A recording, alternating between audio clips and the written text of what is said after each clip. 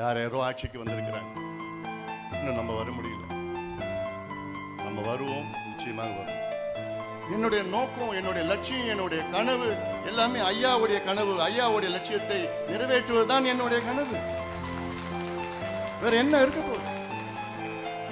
இவ்வளவு காலமா ஐயா என்னென்ன சொன்னாரோ அதை செய்து முடித்தவன். இனியும் ஐயா என்ன சொல்கிறாரோ அதை நிச்சயமாக ஒரு மகனாக, கட்சியின் தலைவராக நிச்சயமாக அதை செய்து முடிப்பேன். அது என்னுடைய கடமை, என்னுடைய கடமை. நம்ம இலக்கு என்ன? சமுதாயம் முன்னேறினால் தமிழ்நாடு முன்னேறும். கேரளாவில் ஈழவர் சமுதாயம் இருக்கின்றார்கள். அவர்கள் தனிப்பெரும் சமுதாயம். அவர்களுக்கு அங்கே 14 விழுக்காடு இடஒதுக்கீடு. தமிழ்நாட்டில் வன்னியர்கள் தனிப்பெரும் சமுதாயம். எதுவும் கிடைக்கல. நேற்று கூட ஒருத்தர் வந்தார், எனக்கு பத்திரிக்கை வச்சு போனார். திமுகவில் ஒரு முக்கியமான நபர், அவர் மகனுக்கு கல்யாணம்.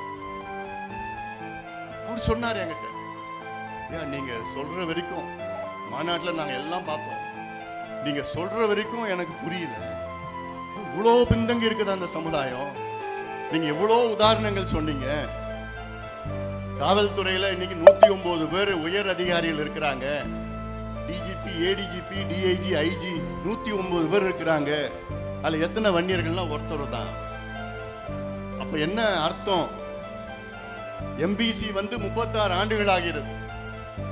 36 ஆண்டுகள்ல ஒரே ஒரு வன்னியர் தான் உயர்ந்த காவல்துறை அதிகாரியா வந்திருக்கிறார். இதுதான் சமூக நீதியா? ஆனா அரசு என்ன சொல்லுது? வன்னியர்கள் 10%, 12%, 13% வந்துட்டாங்க, பொய் தகவல் சொல்லிட்டு இருக்கு. இது ஒண்ணு போதும்.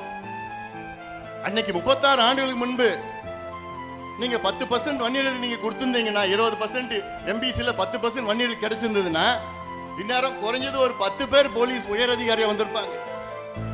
டிஜிபி, டிஐஜி, ஐஜி, ஏடிஜிபி வந்திருப்பாங்க. ஒருத்தர் தான் வந்திருக்கிறார். என்ன அர்த்தம்? நமக்கு 1% தான்.